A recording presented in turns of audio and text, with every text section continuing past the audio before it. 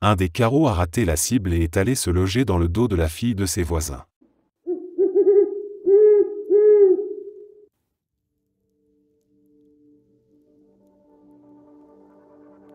J'ai connu un gars dans la trentaine, quelqu'un de posé en apparence. Il avait un bon boulot, il venait d'acheter une maison, il faisait tout ce qu'on attend d'un adulte qui réussit. On n'aurait jamais deviné ce qui allait suivre. Ses voisins avaient la garde temporaire de leur nièce, une adolescente de 16 ans. Elle passait souvent ses journées seule, ses tuteurs absents la plupart du temps. À force d'occasions croisées, lui et elle ont commencé à parler, puis à se voir plus régulièrement. Au début, on aurait pu croire à une amitié bancale, mal placée. Mais ce genre de relation ne reste jamais flou très longtemps. Un jour, la police l'arrête lors d'un banal contrôle routier. Elle est assise à côté de lui. Les agents trouvent qu'elle a l'air jeune. Ils demandent son nom, puis appellent ses tuteurs. Quand ils apprennent qu'il ne devait pas être avec elle, tout change. Et en franchissant la frontière d'un autre comté, sans autorisation, il venait de déclencher un chef d'accusation pour enlèvement. Il l'interroge, le presse, et il finit par craquer. Il admet qu'ils ont eu des rapports. Statutory râpé. Et ça ne s'arrête pas là. Les enquêteurs lui demandent de déverrouiller son téléphone. Il obéit. Dedans, il trouve des photos d'elle, explicites. Là, ça devient irrécupérable. Matériel pédopornographique. Les preuves s'empilent. Il n'y a plus d'ambiguïté. Et là, tout s'écroule.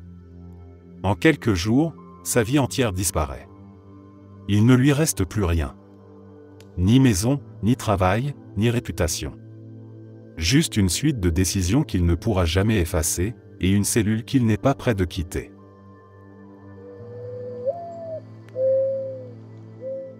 À l'université, j'avais un ami qui agissait souvent sans réfléchir, mais malgré son impulsivité, il restait quelqu'un de sincère et de profondément gentil. Il apportait toujours une certaine énergie aux moments passés ensemble, même si parfois il faisait des choix discutables. Après la fin de nos études, nos chemins se sont séparés, mais j'entendais encore parler de lui de temps en temps. Un jour, j'ai appris une histoire qui m'a glacé le sang. Il avait rencontré une femme avec qui il espérait entamer une relation, ou peut-être simplement passer une nuit. D'après ce qu'on m'a raconté, elle l'a poussé à essayer de l'héroïne. Il a refusé au départ, mais sous la pression, il a fini par céder, pensant sans doute que ce serait sans conséquence. C'était la première fois. Ce fut aussi la dernière. Il a fait une overdose ce soir-là. Personne n'était là pour l'aider. Pas de deuxième chance, pas de retour en arrière. Une seule décision, faite dans un moment de faiblesse, a suffi à lui coûter la vie. Ce n'était pas un junkie, ce n'était pas quelqu'un de brisé. C'était juste un gars comme beaucoup d'autres, qui a fait un mauvais choix au pire moment. Depuis, je repense souvent à lui. Pas seulement à sa mort, mais à tout ce qu'il aurait pu devenir, à ce qu'il ne vivra jamais.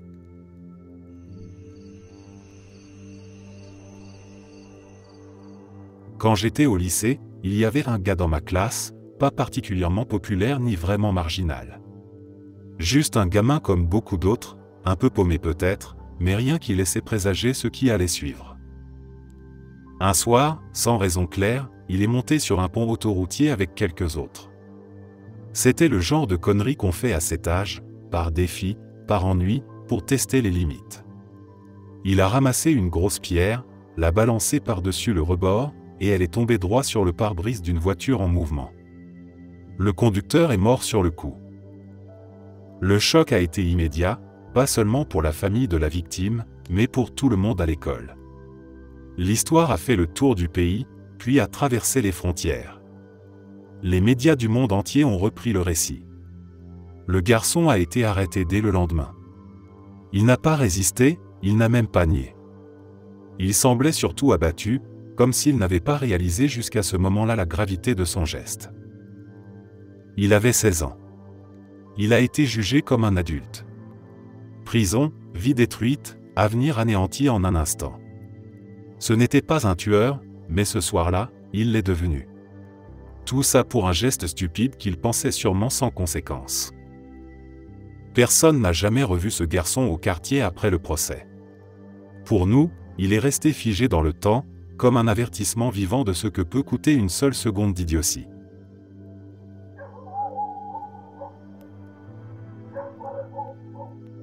Il y a environ 50 ans, mon grand-oncle avait un peu plus de 20 ans. C'était un jeune homme sans grande direction, comme beaucoup à cet âge, et surtout, il buvait bien plus qu'il n'aurait dû. Un soir, il est monté dans sa voiture après avoir trop bu. Il a pris la route en pensant rentrer chez lui, mais sur le chemin, il a fauché 2 étudiants qui rentraient à pied. Il ne s'est même pas arrêté. Il ne s'est même pas rendu compte de ce qu'il avait fait. Il a été arrêté peu après. L'enquête a été rapide. Il a été jugé et envoyé en prison pour homicide involontaire. Mais ce n'est pas ça qui a détruit sa vie. C'est ce qui est venu ensuite. Une fois sa peine purgée, il est ressorti dans un monde qui ne voulait plus de lui et qu'il ne comprenait plus. Il n'avait jamais su vivre droit, mais après la prison, il ne savait plus vivre dehors du tout. Depuis, c'est comme s'il avait choisi de rester prisonnier. Pas officiellement, mais dans les faits. Il trouve toujours une façon de retourner derrière les barreaux. À chaque fois qu'il est libéré, il tient quelques mois, parfois seulement quelques semaines. Il fait exprès de se faire reprendre. Il ne vole pas beaucoup, jamais avec violence. Juste assez pour qu'on le ramène à l'intérieur. La dernière fois, c'était il y a 1 an. Il venait de sortir, n'avait plus d'argent, et n'arrivait pas à payer son premier loyer. Alors il est sorti de chez lui, a marché jusqu'à une supérette, a pris une bière dans le frigo, l'a ouverte, et s'est assis tranquillement sur le trottoir. Quand les flics sont arrivés, il leur a tendu sa carte d'identité sans rien dire. C'est comme s'il avait figé sa vie à l'instant du drame. Il n'a jamais vraiment recommencé à vivre après ça.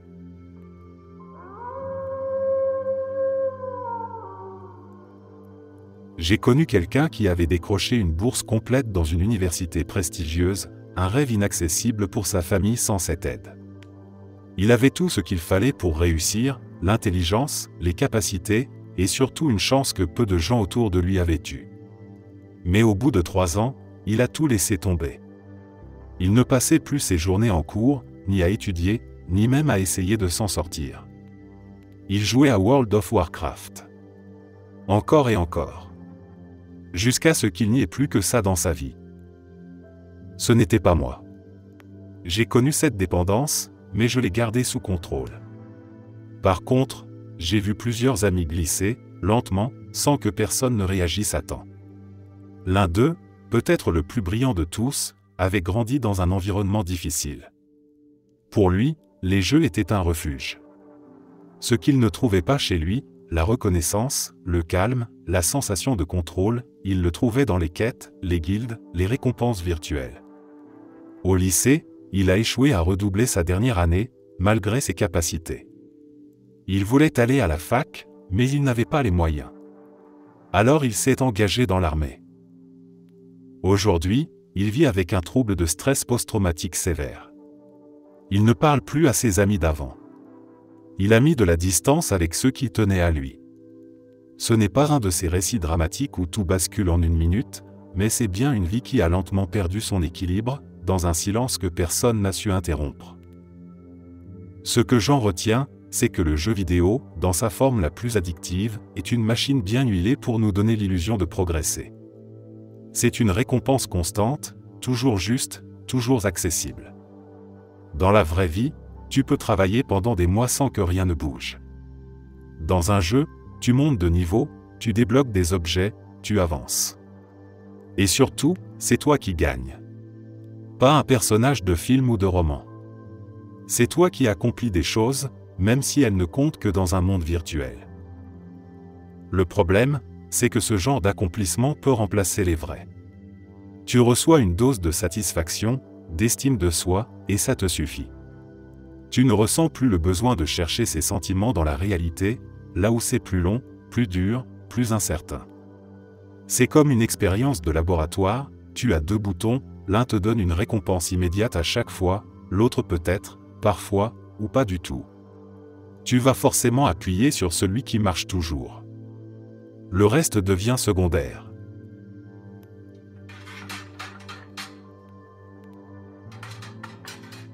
Au début des années 90, j'avais une amie à la fac, une vraie passionnée de théâtre. C'était quelqu'un de doux, de sincère, toujours dans son monde, mais d'une sensibilité rare. Elle avait cette lumière en elle, une sorte de calme bienveillant qui faisait qu'on l'aimait tout de suite.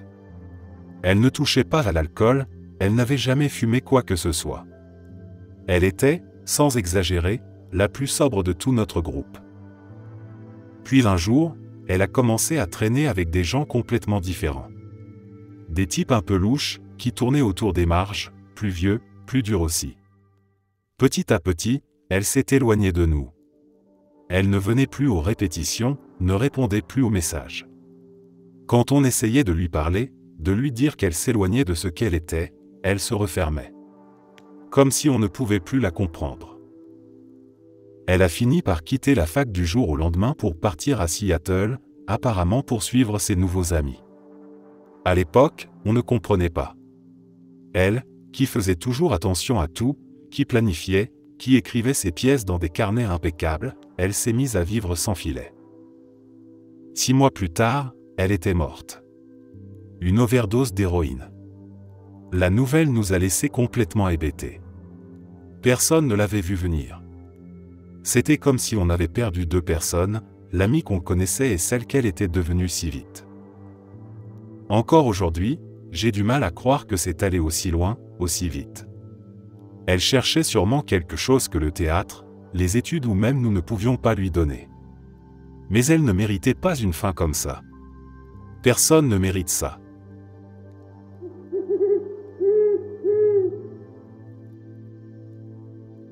Elle s'est lancée sérieusement dans le marketing de réseau. Pas juste quelques produits partagés sur les réseaux, non. Elle y croyait vraiment. Elle a investi de l'argent, du temps, de l'énergie, pensant que c'était la voie vers l'indépendance financière, qu'elle allait bâtir son empire, comme on le lui promettait. Au début, elle était enthousiaste. Elle parlait sans arrêt de liberté, de succès, de mincet. Elle voyait ceux qui gagnaient bien leur vie tout en vendant des produits depuis chez eux, et elle voulait faire pareil. Sauf qu'elle ne voyait pas ce que ça lui coûtait. Ses amis ont commencé à s'éloigner. Elle ne parlait plus que de sa marque, de ses produits, de ses opportunités. Ceux qui essayaient de la raisonner devenaient, pour elle, des jaloux, des gens négatifs. Elle s'isolait sans s'en rendre compte. L'argent s'est mis à manquer. Elle réinvestissait sans cesse dans le stock, dans les formations, dans des événements soi-disant essentiels pour réussir. Mais les revenus, eux, ne venaient pas. Elle s'enfonçait. Lentement, mais sûrement. En moins de 2 ans, elle avait perdu l'essentiel, ses économies, ses amis, et la confiance qu'elle avait en elle au départ. Elle n'a jamais monté d'empire. Juste une ruine déguisée en rêve.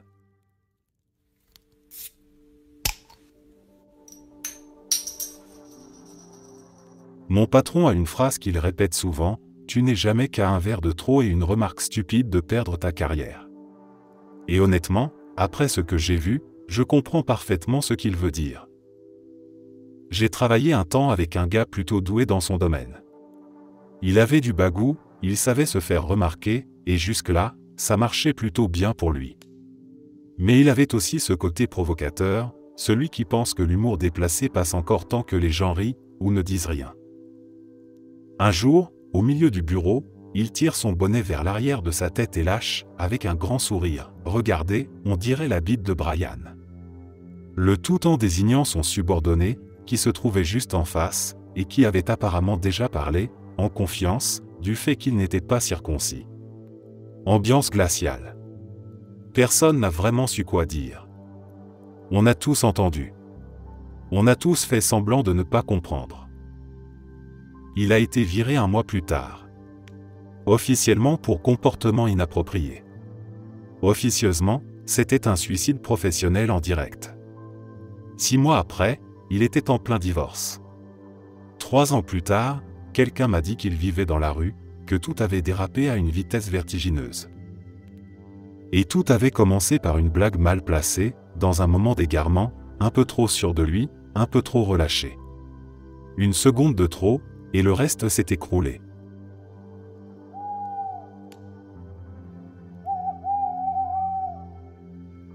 Une amie à moi avait amené de la vodka à l'école, planquée dans une bouteille d'eau. Rien de glorieux, mais c'était le genre de truc que certains faisaient à l'époque, pour braver les règles ou fuir autre chose. Elle n'était pas une élève à problème, pas quelqu'un qu'on surveillait. Juste une ado un peu paumée qui tentait de gérer comme elle pouvait. Quelqu'un de notre entourage, un gars qui gravitait autour du groupe sans vraiment en faire partie, et que la plupart d'entre nous n'appréciaient pas beaucoup, a décidé de la dénoncer. Il est allé voir l'administration. Peut-être pour gagner des points, peut-être par pure mesquinerie. Peu importe la raison, il a balancé. Et dans notre lycée, il ne plaisantait pas avec ça. Drogue ou alcool, tolérance zéro. Elle a été expulsée quasiment sur le champ. Pas de seconde chance, pas de discussion, et c'était déjà tard dans l'année. Pas loin du diplôme. Je n'ai jamais su ce qu'elle était devenue. Peut-être qu'elle a fini son année ailleurs. Peut-être pas. Mais ce qui m'a toujours marqué, c'est que personne n'a posé la vraie question, pourquoi une lycéenne ressent le besoin de venir à l'école avec de la vodka dans son sac? Si elle avait un problème avec l'alcool, ce qui n'est pas rare à cet âge, la virée de l'école n'allait sûrement pas l'aider à aller mieux. Au contraire. On l'a exclue du seul endroit où elle aurait pu, peut-être, trouver un peu d'aide. Elle n'avait pas mis le feu à une salle de classe. Elle n'avait blessé personne. Elle buvait, et elle avait fait un mauvais choix. Et pour ça, on l'a laissée tomber.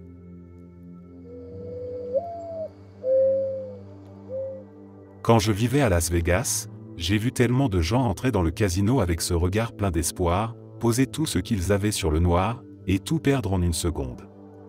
Juste après, c'était toujours le même silence figé, le même regard vide, comme si le monde s'arrêtait autour d'eux.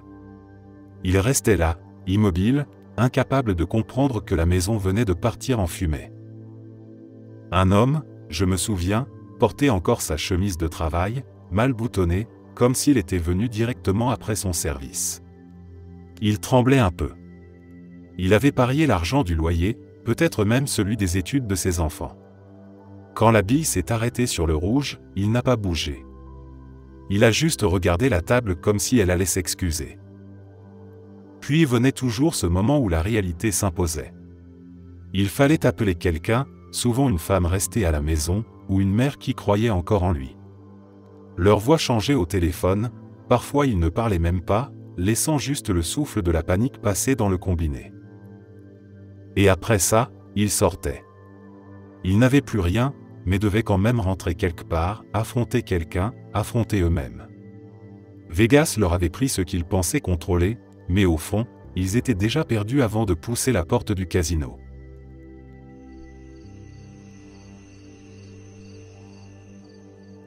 J'étais là la première fois que mon grand frère a essayé l'héroïne. Il avait dit que c'était juste pour tester, pour comprendre ce que tout le monde racontait. Il riait, comme s'il maîtrisait la situation. On était jeunes, un peu bêtes, et on n'imaginait pas que ce moment allait poser les bases d'un désastre lent et implacable. 15 ans plus tard, il passe son temps à l'hôpital. Les abcès apparaissent sur ses bras, ses jambes, parfois même dans des endroits que les médecins n'avaient jamais vus avant. Il a ce regard gris, usé, celui des gens qui ne savent plus depuis combien de jours ils sont éveillés. Il est pratiquement coupé du reste de la famille maintenant. Il a volé nos parents plusieurs fois. De l'argent, des bijoux, un ordinateur, même des médicaments que notre père prenait après une opération. Rien n'était trop précieux pour être épargné. Tous les 2 ou 3 ans, il recommence.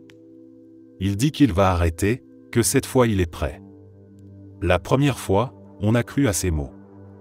On a rassemblé de l'argent, on l'a inscrit dans un centre de désintoxication privé, on l'a appelé chaque jour, on l'a encouragé. On faisait des réunions de famille rien que pour montrer qu'on était là, qu'il pouvait s'appuyer sur nous. Mais après la 10e rechute, on a commencé à éviter ses appels. On n'avait plus l'énergie, plus les larmes, plus l'espoir. On l'écoute encore parfois, on lui parle sans y croire, mais plus personne ne fait semblant d'espérer vraiment. Même lui semble savoir que chaque tentative est juste un sursis avant la chute suivante. La dernière fois que je l'ai vu, il m'a dit qu'il allait s'en sortir. Il le disait calmement, sans émotion, comme s'il récitait quelque chose appris par cœur. Je lui ai répondu « Ok » et j'ai tourné les talons. Parce qu'à ce stade, les mots n'ont plus de poids, et les promesses sonnent toutes creuses.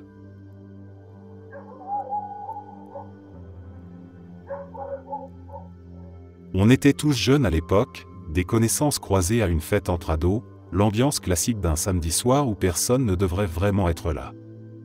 L'alcool circulait sans discrétion, la musique tapait contre les murs d'un pavillon loué à la hâte, et comme toujours dans ce genre de soirée, il y avait ce petit groupe extérieur venu foutre le bordel, en tournant bruyamment autour du quartier dans une voiture modifiée qui hurlait à chaque passage. Un des types déjà bien entamés par l'alcool a décidé que la meilleure façon de calmer tout ça, c'était de leur balancer un pavé. Un bloc de pierre pris dans le jardin ou une allée, assez gros pour faire du dégât. Il l'a lancé en plein sur la voiture pendant qu'elle passait. Le projectile a brisé la vitre arrière et a percuté la passagère au niveau de l'abdomen. Elle n'a pas crié, pas tout de suite. C'était plus un souffle coupé, un vide soudain. La panique s'est installée, et au lieu de faire la seule chose sensée, le conducteur a paniqué à son tour. Il n'a pas emmené la fille à l'hôpital. Personne ne voulait appeler les secours. Ils étaient tous sous l'effet de quelque chose, et la peur de se faire choper a été plus forte que l'instinct de sauver une vie. Elle est morte quelques heures plus tard, chez quelqu'un, allongée sur un canapé, à se vider lentement de l'intérieur pendant que les autres essayaient de prétendre que ça allait passer. Le gars qui a lancé le pavé est toujours en prison. Homicide involontaire. Il ne voulait pas tuer. D'après ce que j'ai entendu, il essayait juste de donner une leçon, de faire flipper les types qui tournaient autour de la fête. Il ne parle plus beaucoup, paraît-il. Il n'a pas nié, mais il n'a jamais trouvé les mots pour expliquer pourquoi il a fait ça. Le conducteur, lui, n'a jamais été inquiété par la justice. Pas un chef d'accusation. Ça reste flou, comme beaucoup de choses dans cette histoire. Et moi, je ne les connaissais pas vraiment. C'était plus des visages croisés, des gens qu'on voit une ou deux fois à cet âge où tout le monde se mélange. On pense que ces soirées-là sont anodines, qu'on va tous s'en remettre le dimanche matin. Et puis parfois, un seul geste transforme tout.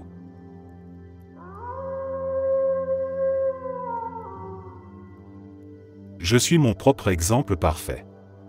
J'ai commencé à toucher à la meth, à traîner avec les mauvaises personnes, à plonger tête baissée dans un cercle dont je ne comprenais pas encore la violence. En 3 mois à peine, tout ce que j'avais réussi à construire a volé en éclats. J'ai détruit ma voiture dans un accident stupide, j'ai perdu mon appartement, ma relation s'est effondrée dans une série de disputes et de silences, et j'ai récolté des délits et des chefs d'accusation alors que, jusque-là, mon casier se résumait à quelques excès de vitesse. Aujourd'hui, je suis en probation pour encore plusieurs années, à moins de réussir à payer les milliers de dollars que je dois au tribunal. Je vis chez mes parents à 34 ans, sans emploi, sans partenaire, avec l'impression permanente d'étouffer sous le poids de mes erreurs. L'anxiété me paralyse, la dépression me cloue au lit certains jours, et même les gestes les plus simples me semblent insurmontables. C'est ça, les mauvaises décisions. Pas une claque immédiate, mais une longue descente où chaque jour ressemble au précédent, avec ce rappel constant, tu as tout gâché. Et pourtant, je suis là, obligé de continuer, parce que même si j'ai ruiné beaucoup de choses, je suis encore vivant, coincé dans les conséquences mais encore capable, peut-être, un jour, d'en sortir.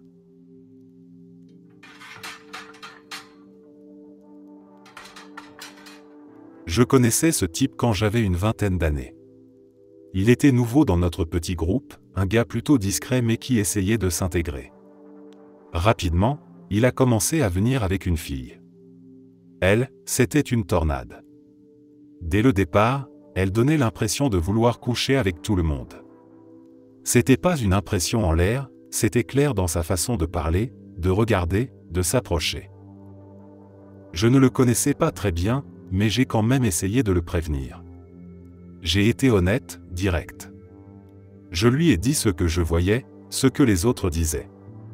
Il n'a pas voulu écouter. Pire, il a pris sa défense, comme si je l'avais insulté ou que j'étais jaloux. On a arrêté de se parler peu de temps après. Il avait choisi son camp. Un soir, elle m'a approché, clairement. Elle m'a dit qu'il était nul au lit, qu'il ne durait même pas une minute, que c'était un désastre à chaque fois. Et puis elle a ajouté qu'elle avait besoin de vrai sexe, qu'elle était frustrée. Je n'étais pas intéressé. Je l'ai repoussé calmement. Je ne voulais rien avoir à faire avec ça. Quelques mois plus tard, j'ai appris qu'elle était enceinte.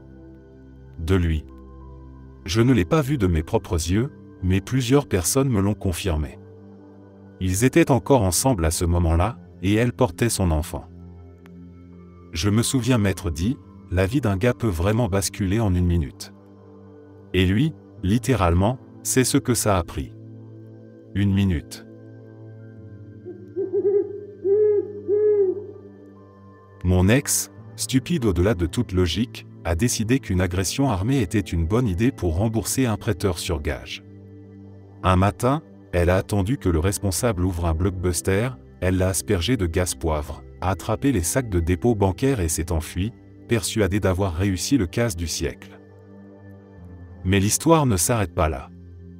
Juste après le vol, elle est allée chercher sa nièce et ses deux neveux, tous âgés de moins de 8 ans, comme si de rien n'était. Elle les a installés dans la voiture et a tranquillement roulé avec eux en pleine ville, croyant qu'elle pouvait continuer sa journée normalement après avoir braqué un commerce avec violence.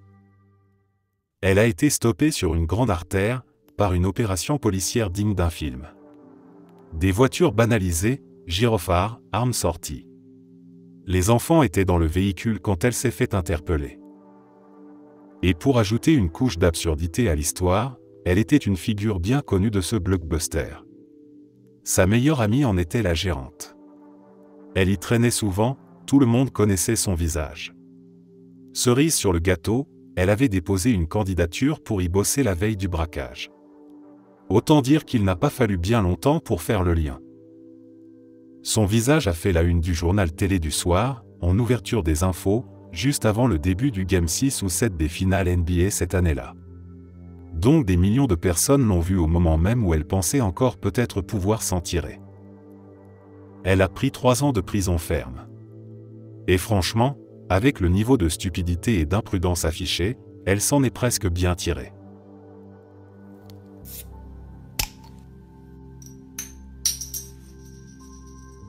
Un gars que je connaissais, à peine 20 ans, jouait avec une arme à feu lors d'une soirée. Il n'était pas méchant, juste immature, sûrement un peu ivre, et il cherchait à impressionner les gens autour. Il faisait tourner le pistolet autour de son doigt, façon cow-boy de série B, en pensant que ça avait l'air cool. Et puis, en une fraction de seconde, il s'est tiré une balle dans la tête. Juste là, devant tout le monde. Il s'est effondré sans un mot, et la pièce s'est figée. Le sang, le silence, puis les cris. Personne n'a compris tout de suite ce qui venait d'arriver. Certains pensaient encore qu'il faisait une blague, qu'il allait se relever. C'est un miracle que personne d'autre n'ait été touché. L'arme aurait pu partir dans n'importe quelle direction. Il y avait une dizaine de personnes autour, jeunes, insouciants, sans aucune idée du danger réel. Beaucoup de ceux qui n'étaient pas là ont cru que c'était un suicide. Mais non. Ce n'était pas intentionnel. C'était de la connerie pure. Il n'avait aucune idée de ce qu'il faisait. Il voulait juste être vu, faire rire, se faire remarquer. Et en une seconde, c'était terminé. Il avait 20 ans. Pas de deuxième chance. Juste une vie fauchée pour une minute d'arrogance et une arme qu'il n'aurait jamais dû toucher.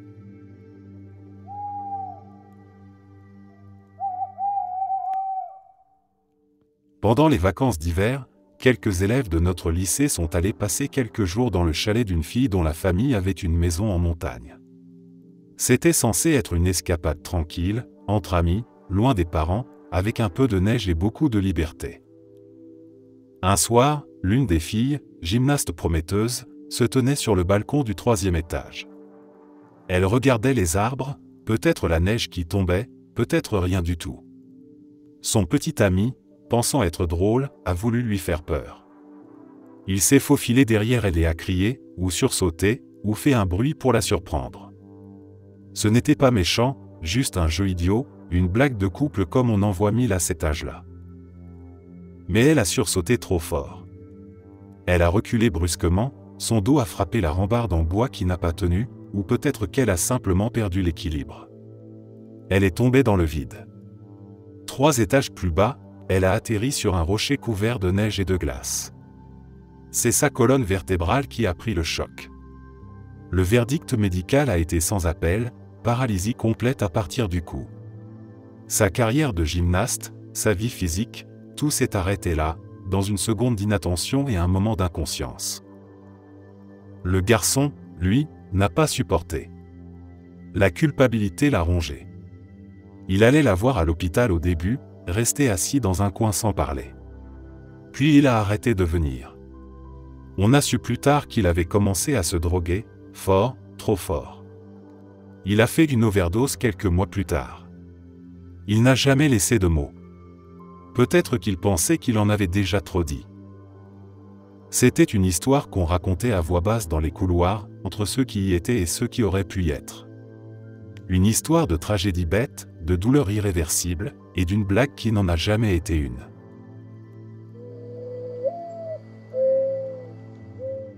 Mon cousin avait 42 ans quand notre famille a appris qu'il allait mourir. La nouvelle est tombée comme une claque. Il souffrait de cirrhose, causée par des années d'alcoolisme. Ce n'était pas une surprise médicale, il avait déjà reçu des avertissements, des diagnostics clairs, des occasions de s'arrêter. Mais il n'avait pas pu. Ou pas voulu. Il avait 2 petites filles. 2 gamines qui, dans leur innocence, ne comprenaient pas encore que leur père n'allait pas rentrer à la maison. Quand on a su que c'était vraiment la fin, il ne restait plus que 2 semaines. 2 semaines où son corps s'est effondré. Il ne mangeait plus. Il oubliait qui on était. Il ne savait même plus qui il était lui-même, comme si la personne qu'on avait connue avait glissé hors de sa peau. Voir quelqu'un partir comme ça, aussi jeune, c'est presque irréel. C'est brutal, injuste et silencieux à la fois. Warren avait été vétéran, puis flic. Il avait protégé des gens toute sa vie.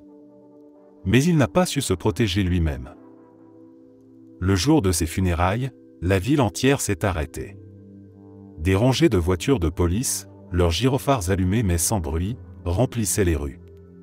C'était le plus grand cortège que j'ai jamais vu. On aurait cru qu'un chef d'État était mort.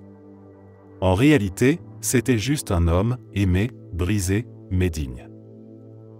1 mois plus tard, mon fils est né.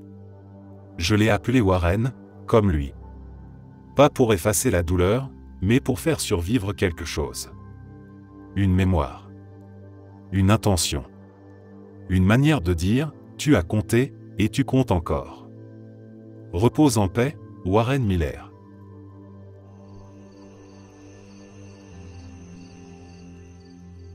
J'avais un ami, il y a des années. C'était toujours un type un peu étrange, mais il avait bon cœur. Un jour, on traînait ensemble avec quelques autres amis et il nous a dit qu'il allait se faire tatouer le lendemain. Il avait une idée super cool, selon lui, mais il ne voulait rien dire parce qu'il voulait que ce soit une surprise. On l'a revu environ 1 semaine plus tard. Il s'était tatoué les 3/4 du visage en vert. Pas un dessin, pas un motif, juste du vert foncé, uniforme, style vert forêt. En gros, il avait laissé intact le quart supérieur droit de son visage, et le reste était entièrement vert. Il s'était fait virer de son boulot dès le lendemain. J'ai un peu perdu contact avec lui après ça, puisqu'il a déménagé dans une autre ville. J'ai entendu dire qu'il finissait par vivre dans sa voiture. Je n'ai jamais su pourquoi il avait fait ça. Il avait un très bon poste dans l'informatique, dans une grosse boîte, et gagnait bien sa vie. Aucune idée de ce qui lui a fait penser que se teindre les 3/4 du visage en vert, à vie, c'était une super idée. Je ne sais pas non plus pourquoi il s'est fait virer. C'était il y a environ 15 ans, et l'entreprise pour laquelle il bossait semblait plutôt stricte. Peut-être qu'il a démissionné et qu'il nous a juste dit qu'il s'était fait virer. Peut-être qu'il a fait un truc complètement dingue ou déplacé dont il ne nous a pas parlé. Aucune idée. Quant au tatoueur, je ne sais pas du tout qui c'était. Encore une fois, peut-être qu'il a juste payé un junkie pour lui faire ça. Je n'ai pas de tatouage, moi, donc je ne suis pas un expert. Mais j'imagine qu'il existe des tatoueurs peu scrupuleux qui s'en fichent tant qu'ils sont payés.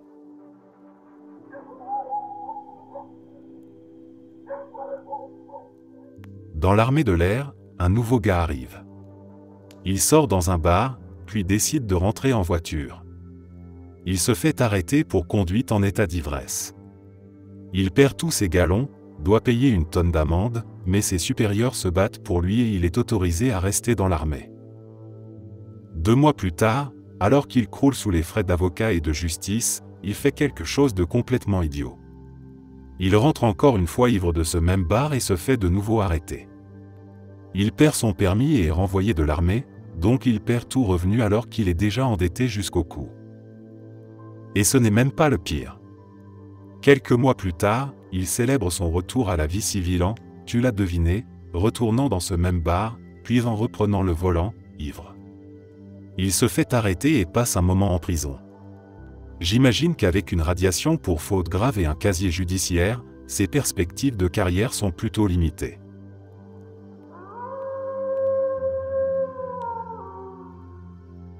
Moins de 24 heures. L'ex-petite amie de mon ancien voisin a pété les plombs lors d'un accès de rage au volant, avec des propos racistes, et quelqu'un a filmé la scène. La vidéo est devenue virale sur Twitter. Je me souviens avoir lu un article là-dessus et, sans trop savoir pourquoi, j'ai pensé à elle. Son nom n'était pas mentionné. Ce n'est que des mois plus tard que j'ai découvert que c'était elle. Elle a été virée dès le lendemain de son poste, où elle gagnait 300 000 $ par an, et elle a commencé à recevoir des menaces de mort immédiatement après. Elle a dû emménager chez son copain. Elle a tenté de retrouver un travail, mais à chaque fois, les employeurs faisaient une recherche sur elle et découvraient la vidéo. Elle a dépensé 10 000 $ dans un service de nettoyage de réputation, a changé de nom, mais beaucoup de ses proches et membres de sa famille l'ont rejetée. Son copain, avec qui elle voulait se marier, a fini par la quitter. Il n'en pouvait plus des mois de dépression. Elle a finalement quitté l'État.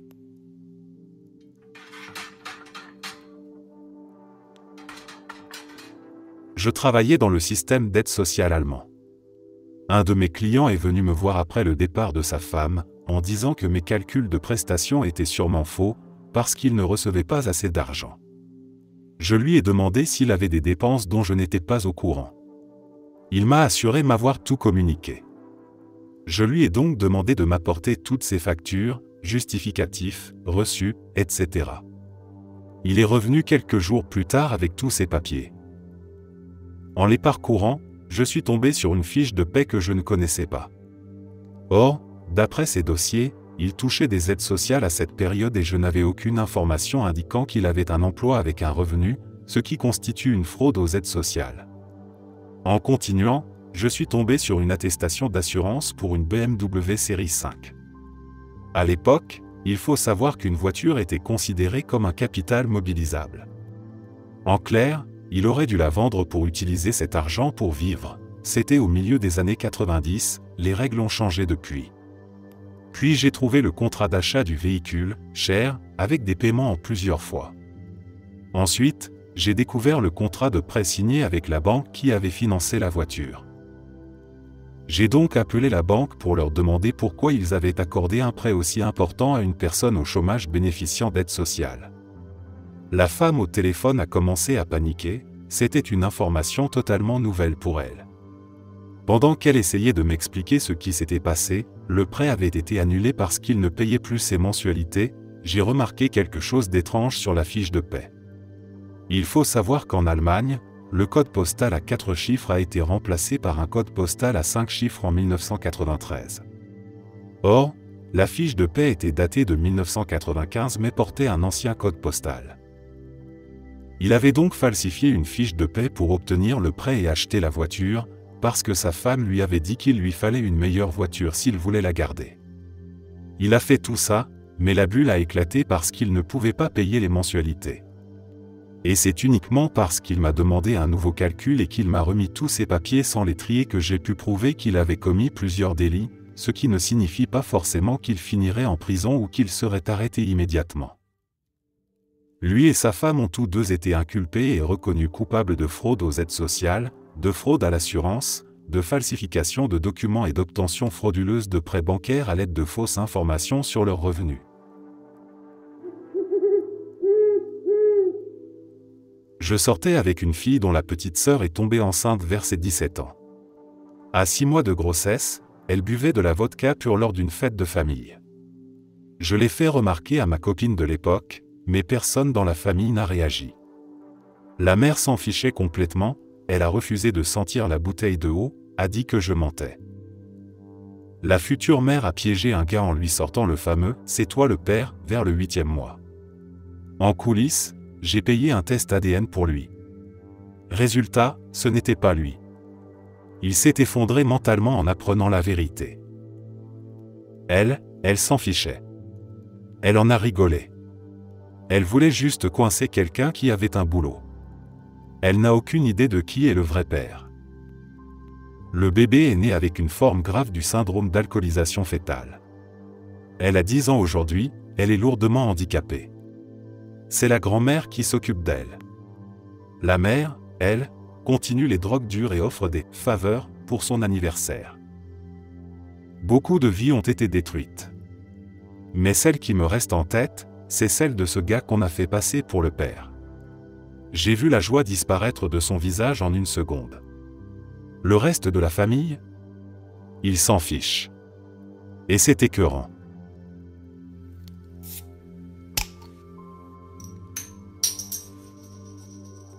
Un très bon ami à moi à la fac vivait encore chez ses parents, tout comme sa copine de l'époque, une vraie écervelée. Ils avaient tous les deux 19 ans et ont décidé d'avoir un bébé. Sauf qu'aucun des deux n'avait de travail ni même de logement à eux. Et ils n'ont même pas prévenu les parents du garçon à l'avance, parce qu'ils voulaient que ce soit une surprise. Ils pensaient sincèrement que ça rendrait tout le monde heureux, eux comme leur famille. Aujourd'hui, elle est retombée dans la méthamphétamine, et lui vit toujours chez ses parents, bosse chez Wendy, pendant que ce sont ses parents qui élèvent sa fille. Tout son salaire passe à subvenir aux besoins de l'enfant.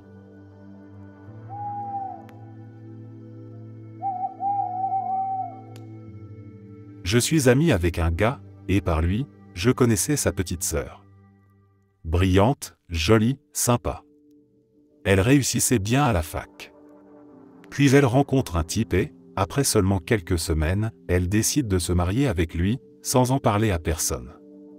Elle emménage avec lui et, très vite, il a soudainement trop mal au dos pour travailler. Elle se retrouve donc à suivre ses cours tout en essayant de subvenir à leurs besoins à tous les deux. Lui passe ses journées affalées à fumer de l'herbe, qu'elle lui achète, soi-disant pour soulager sa douleur, pendant qu'elle suit ses cours et enchaîne les shifts dans un resto le soir. Ils aiment aussi faire la fête ensemble. On apprend qu'ils prennent pas mal d'acide, tous les deux. Sans surprise, elle finit par abandonner la fac, à seulement quelques crédits du diplôme. À ce moment-là, ses parents et amis la supplient de revenir à la raison.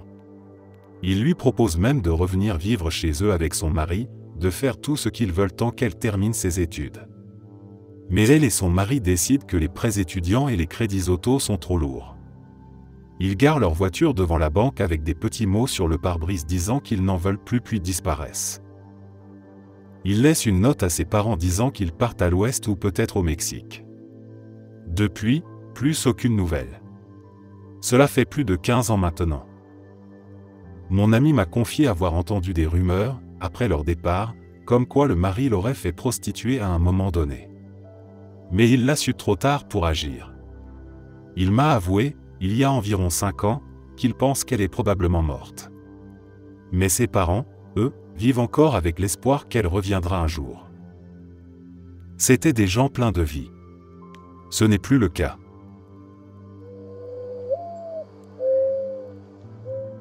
Je travaille dans un foyer d'accueil. On avait un jeune qui vivait avec nous.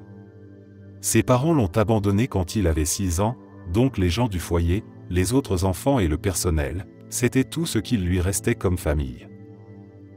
Dans les mois avant ses 18 ans, il avait accumulé pas mal de dettes. Alors on lui a proposé de rester un peu plus longtemps au foyer, le temps de tout rembourser avant de prendre son indépendance. Mais ce gars n'était pas très malin, et le jour même de ses 18 ans, il a signé un bail pour un appartement qu'il partageait avec la copine et les enfants d'un ami plus âgé. Et ce, malgré tous nos conseils de ne pas le faire. Heureusement, il avait au moins un tuteur financier, donc on s'est dit que les choses allaient peut-être s'arranger. Mais non. Il a ignoré les appels de son tuteur, a organisé une fête où il a donné de l'alcool fort à des mineurs et s'est fait expulser de son logement. Ensuite, il a perdu son boulot. Puis l'ami qu'il avait hébergé après la fête l'a mis dehors à son tour. Aujourd'hui, il est toujours sans emploi, sans domicile, et toujours endetté. Tout ça parce qu'il pensait être assez intelligent pour s'en sortir seul, et qu'il ne voulait plus vivre selon nos règles une fois majeur.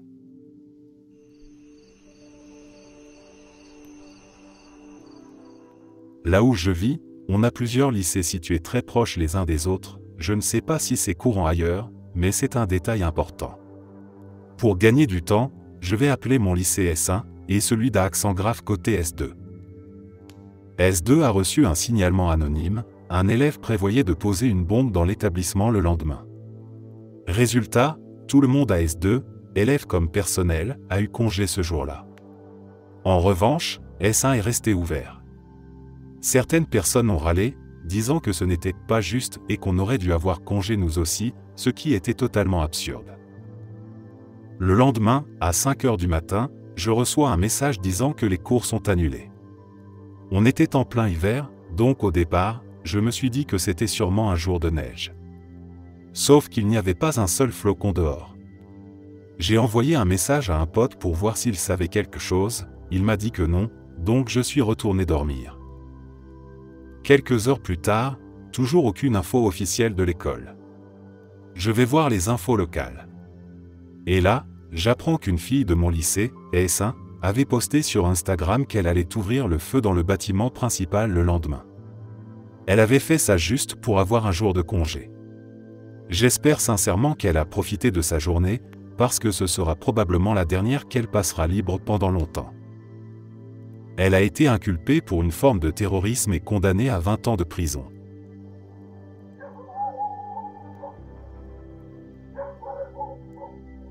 L'année dernière, j'ai fait un stage où, lors de l'accueil des nouveaux, la direction a emmené tout le monde dans un bar privatisé pour l'occasion.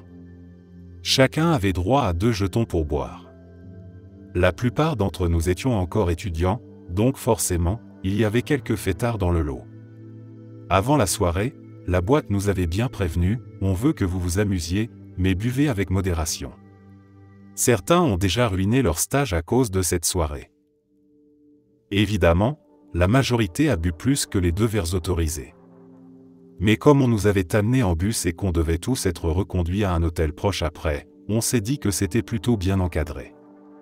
Sauf qu'un gars a clairement dépassé ses limites, et la suite a été vraiment pénible à regarder. Dans le bus du retour, il a commencé à être super bruyant. Puis il s'est levé et s'est mis à balancer des propos racistes, à parler de guerre raciale, un vrai délire. La responsable RH lui a demandé, plusieurs fois, très calmement, de s'asseoir et de se calmer. Il a fini par la menacer de lui coller un poing dans la figure. De retour à l'hôtel, il a ensuite tenté de prendre sa voiture pour rentrer chez lui, complètement ivre, pendant que la responsable RH essayait désespérément de lui trouver un conducteur sobre. Je ne sais pas ce qui lui est arrivé ensuite, mais j'imagine que son stage s'est terminé ce week-end-là. C'est fou de voir quelqu'un ruiner sa carrière en temps réel. Et encore plus d'imaginer le moment où il a dû rentrer chez lui et expliquer à ses parents pourquoi il n'était plus sur son lieu de stage.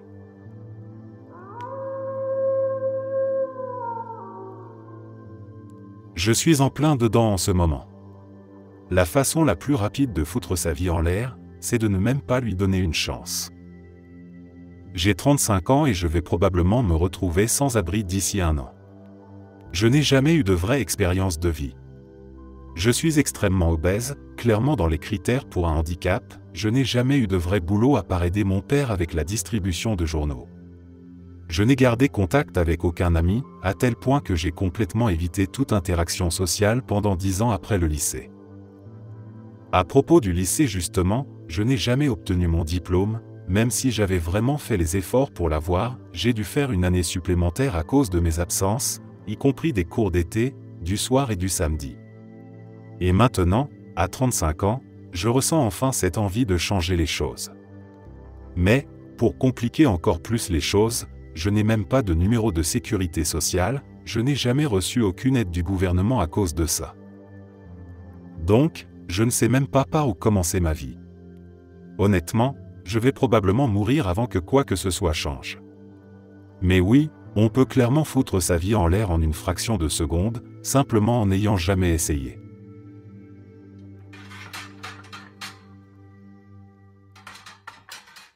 J'étais un propriétaire d'armes à feu autorisé au Canada, et j'ai vendu quelques pistolets à mon dealer de crack à l'époque où je consommais encore, il y a quelques années. 3 ans après avoir arrêté, cette histoire m'est retombée dessus. Je vais bientôt passer en cours pour recevoir ma sentence, et le procureur demande entre 6 et 8 ans. Ça peut ne pas sembler énorme dans l'absolu, mais depuis que j'ai arrêté de fumer du crack, j'ai obtenu mon permis de conduire, j'ai lancé ma propre entreprise de construction, et je suis en couple depuis 4 ans avec une femme formidable, qui est la raison pour laquelle j'ai décroché. Tout ça va disparaître, et mon grand-père, le seul membre de ma famille qui m'a élevé et qui me reste, ne sera probablement plus là d'ici ma sortie. Il a 84 ans. Je ne sais pas vraiment à quel moment on pourrait dire que ma vie a été ruinée. Est-ce que c'est au moment où j'ai décidé de vendre ces armes, quand la GRC et la police locale m'ont arrêté en pleine heure de pointe avec une vingtaine de voitures, quand mon nom et mon crime ont été publiés dans le journal, ou est-ce que ce sera le jour de ma condamnation? J'ai fini par me dire que tout a basculé au moment où j'ai pris cette décision.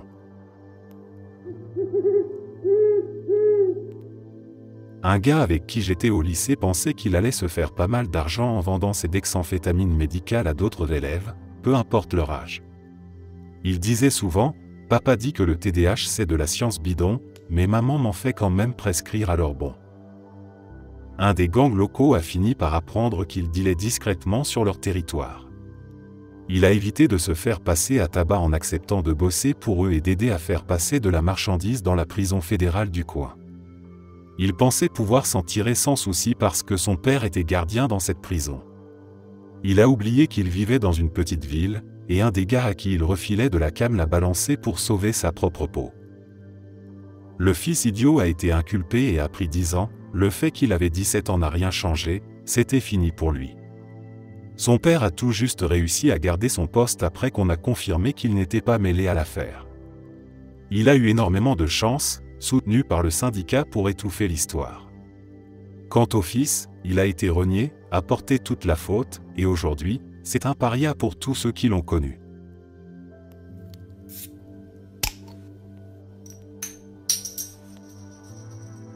Mon ex m'a trompé avec une femme mentalement instable. Il m'a menti un soir, disant qu'il travaillait tard, alors qu'en réalité il allait la retrouver pour coucher avec elle. Elle s'est fâchée contre lui et a décidé de le punir en portant de fausses accusations de viol. La police l'a arrêté à 2 pâtés de maison de l'immeuble où elle habitait et l'a emmené en prison. Il a été incarcéré dans l'unité réservée aux délinquants sexuels d'une des pires prisons du pays, pendant la période de Noël. L'affaire n'a jamais été jugée. Le grand jury a refusé de l'inculper, faute de preuve d'un crime. Mais malgré cela, il a tout perdu. Il m'a perdu, il a perdu sa maîtresse, son emploi principal, son poste de bénévole, son petit boulot à côté, ses économies, il a ruiné son crédit, perdu le droit de visite pour ses filles issues d'une précédente relation, perdu sa voiture, la majorité de ses amis, plusieurs membres de sa famille, et il a fini par retourner vivre chez sa mère. Il a aussi toujours son casier d'arrestation, parce qu'il n'a pas les moyens de le faire effacer, et ça ressort à chaque vérification d'antécédents.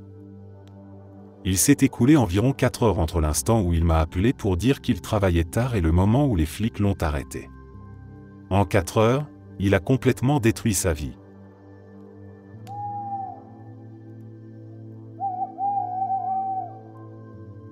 Le mari de ma sœur. Dès le départ, ce type était un bon à rien et un menteur. Il fait partie de ces gens que l'on n'a même pas besoin de connaître pour savoir qu'ils sont toxiques, rien qu'à voir leur visage. C'est ce que j'ai ressenti la première fois que je l'ai vu. Ma sœur a emménagé avec lui, elle est tombée enceinte, puis elle l'a épousé. Il y a presque 3 ans, ils étaient encore mariés et élevaient 2 filles. Ils se sont fait expulser de leur logement, mais ont quand même réussi à en trouver un nouveau, ce qui est rare, vu qu'un passé d'expulsion est un frein pour louer. 3 mois plus tard, rebelote, nouvelle expulsion. Au début de leur relation, il avait un travail. Aujourd'hui, leur fille aînée a presque 16 ans, et elle ne se souvient pas l'avoir jamais vu travailler. Sa solution pour éviter cette deuxième expulsion ? Dire à ma sœur d'appeler tous les contacts de son téléphone pour mendier de l'argent, pendant que lui se défonçait à l'héroïne noire et se saoulait, ce qui explique leur manque d'argent. Elle a appelé la femme de notre demi-frère, une femme qui gagne très bien sa vie. Elle aurait pu leur prêter 5 000 $ plus vite qu'une société de prêts express, elle et moi nous entendons bien, mais je ne lui demanderai jamais d'argent, même si elle aurait probablement dit oui, on n'est pas assez proche pour ça. Elle était prête à leur donner l'argent, sans condition, sans remboursement. Mais notre belle-mère lui a dit de ne rien faire. Selon elle, il s'était mis dans cette galère seul, et il devait en sortir seul. Elle m'a ensuite appelé pour me raconter que ma sœur suppliait pour de l'argent, et m'a expressément dit de ne pas lui donner un seul centime, j'avais déjà payé sa caution l'année d'avant, et elle n'a jamais cru qu'elle devait me rembourser, j'ai appris ma leçon. 2 heures plus tard, j'étais aux urgences pour voir ma sœur. Quand la famille a refusé de les aider financièrement, son mari a pété les plombs. Il l'a battue, l'a étranglée jusqu'à ce qu'elle perde connaissance, elle m'a dit avoir cru qu'elle allait mourir, puis lui a mordu le nez et lui a arraché une narine. Leur fille de 15 ans a vu la scène et a attrapé une épée pour le tuer. Il l'a désarmée et l'a projetée violemment au sol. Il a été arrêté sur place, en hurlant, demandant à ce qu'on le tue. Il est resté en prison jusqu'à son procès, personne n'a payé la caution, certains y pensaient, jusqu'à ce qu'ils apprennent ce qu'il avait fait. L'État du Texas voulait lui coller 25 ans pour cette attaque brutale, presque animale, contre ma sœur et leur fille. Comme il n'avait aucun antécédent judiciaire, il a finalement été condamné à un programme intensif de 6 mois, de type camp disciplinaire, suivi d'une mise à l'épreuve s'il réussissait le programme. Il a également été obligé de suivre une thérapie contre la drogue, l'alcool et de la gestion de la colère. Une ordonnance d'éloignement lui interdit tout contact avec ma sœur et leurs enfants. Il est désormais doublement reconnu coupable de crimes, violence conjugale et violence sur mineurs, et n'a plus le droit de posséder d'armes. Il est en probation pour 10 ans, au moindre faux pas, il peut retourner purger les 25 ans. Il est soumis à des tests de drogue et d'alcool aléatoires, qu'il doit payer lui-même, des visites régulières à son agent de probation, doit verser une pension alimentaire, une indemnité de réparation, en plus de gérer toutes les factures mensuelles comme tout le monde. De temps à autre, je tape son nom sur Internet pour voir ce qui ressort. Il s'est encore fait arrêter plusieurs fois. Une fois pendant Thanksgiving, la première année après sa sortie du programme, et une autre l'année dernière pour ivresse publique et avoir donné une fausse identité à la police. Il n'a jamais versé un centime de pension alimentaire, n'a jamais demandé à voir ses enfants, même s'il a droit à des visites surveillées, ni tenté de les contacter par voie légale.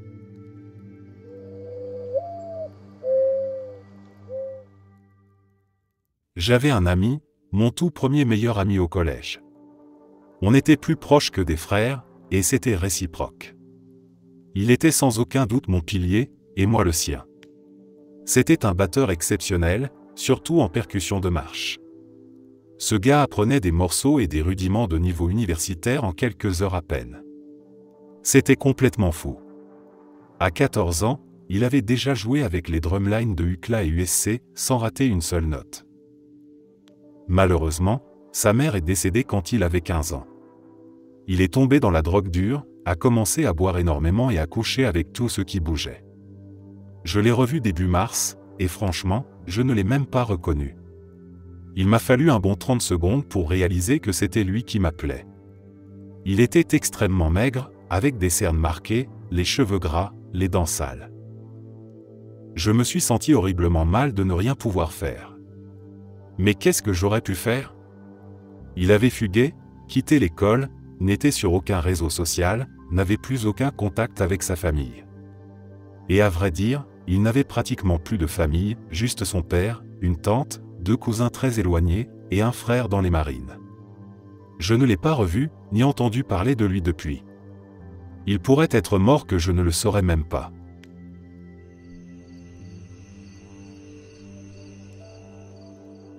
Il y a quelques années, alors que j'étais dans la Navy, je faisais office d'officier de garde. Pour notre base à terre, ça revenait essentiellement à être veilleur de nuit. Peu après la fin des heures de service, 2 jeunes soldats sont entrés dans le bureau du Master at Arms, où j'étais assis avec un chef supérieur. « Faites-nous un test urinaire tout de suite », ont-ils dit. « On a fumé de l'herbe dans la voiture toute l'après-midi.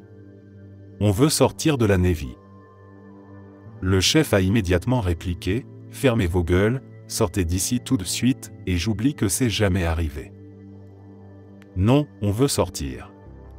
On est complètement défoncé et on veut un test de dépistage. Après avoir prélevé les échantillons, les avoir scellés, signés, etc., on est resté là avec ces gamins pendant que le Master at Arms finissait la paperasse. Le chef leur a alors demandé, « Bon, c'est quoi le plan génial maintenant ?» L'un d'eux a répondu, « Bah maintenant que j'ai fini avec la Navy, je vais utiliser mon GI Bill pour retourner à la fac et devenir ingénieur. » Eh bien, être renvoyé pour usage de marijuana entraîne un renvoi déshonorant, ce qui signifie que vous perdez tous les avantages du GI Bill. Pire encore, ça revient plus ou moins à avoir une condamnation au casier équivalente à un crime fédéral, à vie. J'ai vu le chef leur expliquer ça. J'ai vu les yeux du gars se tourner vers le contenant de son urine, déjà scellé et signé, qu'il ne pourrait jamais récupérer. J'ai vu sur son visage l'instant exact où il a compris qu'il venait littéralement de se coller une sorte de casier judiciaire par pur choix, alors même qu'on lui avait offert une sortie. Il a réalisé que plus de la moitié de son plan de financement pour l'université venait de disparaître, tout comme son accès à de nombreuses aides aux prêts étudiants. Cette expression-là, je ne l'oublierai jamais.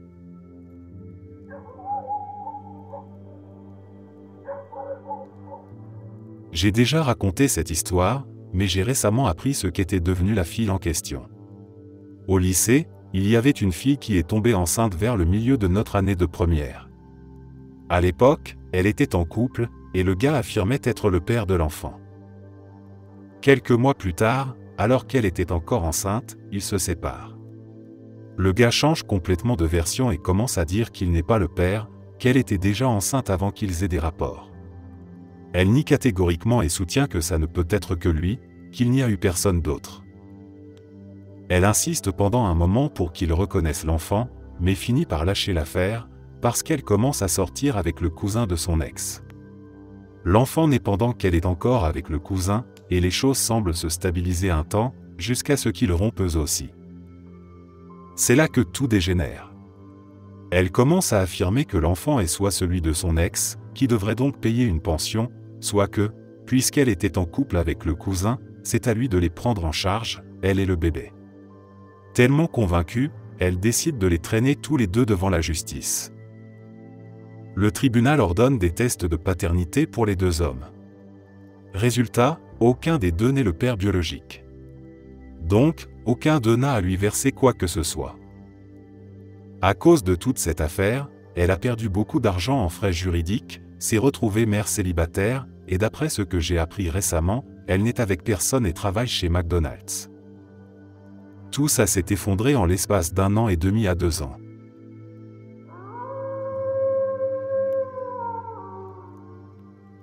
La cocaïne.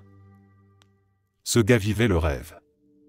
Il possédait une entreprise florissante, avait une femme magnifique, un gamin adorable, une maison en banlieue et une résidence secondaire sur la côte. En 6 mois, tout est littéralement parti en poudre, par son nez. Sa femme l'a quitté et a obtenu la garde exclusive de leur fils. La pauvre, elle tenait encore à lui. Quand il a été interné à l'hôpital psychiatrique où je travaillais, elle est venue lui rendre visite, et elle lui a même dit qu'il pourrait voir leur enfant s'il réussissait à décrocher. Je me souviens qu'il râlait sans cesse à propos de sa mesure de placement en cure ambulatoire de 180 jours, imposée par le tribunal. En gros, ça veut dire que pendant les 6 mois suivant sa sortie de l'hôpital, il devait se rendre au centre de santé mentale une fois par semaine. S'il ne s'y présentait pas, ou si son test de dépistage revenait positif, il repartait directement à l'hôpital. Il avait une chance. Une vraie. Celle de rentrer chez lui, de revoir son fils de temps en temps, de peut-être remettre sa vie en ordre. Et tout ce qu'il trouvait à faire, c'était de se plaindre et de fulminer à propos du coût du transport, pour aller à une clinique gratuite. Qui se trouvait en plus dans la même ville que lui.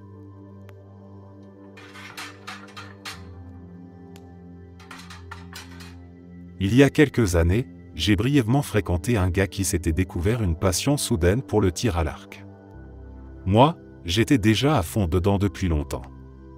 J'adorais fabriquer mes propres flèches, travailler le bois, tester des arcs artisanaux. Alors quand il m'a demandé de l'aider à construire une arbalète maison, j'ai accepté, pensant qu'il prenait ça au sérieux. Comme c'est une arme potentiellement mortelle, je gardais la plupart du temps l'arbalète chez moi. J'avais mes raisons, lui pas vraiment. Un jour, il m'a dit qu'il voulait montrer l'arbalète à ses parents pour les convaincre de le laisser s'inscrire dans un club d'archerie. L'idée semblait raisonnable, alors je lui ai laissé l'arbalète, sans munitions. Ce que je ne savais pas, c'est qu'il m'avait manipulé. Ce n'était pas une démonstration qu'il prévoyait, juste une excuse pour pouvoir continuer à jouer avec ce qu'il considérait comme son nouveau jouet préféré. Il avait déjà mis la main sur des carreaux et passé pas mal de temps à tirer sur son cabanon, juste pour le plaisir. Un jour, alors qu'il s'amusait à tirer encore une fois, un des carreaux a raté la cible. Il a traversé les planches de la clôture derrière le cabanon et est allé se loger dans le dos de la fille de ses voisins. Elle jouait dehors, il ne l'a même pas vue. Le carreau lui a touché la colonne vertébrale. Depuis ce jour-là, elle ne peut plus marcher. L'histoire ne s'est pas arrêtée là. Le frère aîné de la fille, apparemment instable, a retrouvé mon ancien pote peu de temps après. Il l'a violemment agressé. Les deux ont fini en prison, l'un pour tentative de meurtre, l'autre pour blessure grave par négligence. Le gars que j'avais aidé a été rejeté par sa famille. À sa sortie, il n'avait plus rien, plus personne. La dernière fois que quelqu'un a parlé de lui, il dormait dehors dans une autre ville. Depuis, plus de nouvelles. Je repense parfois à tout ça, au rôle que j'ai joué là-dedans, même sans l'avoir voulu. On se dit qu'on fait juste un petit geste pour aider quelqu'un, et parfois ça suffit à déclencher une chaîne de désastres.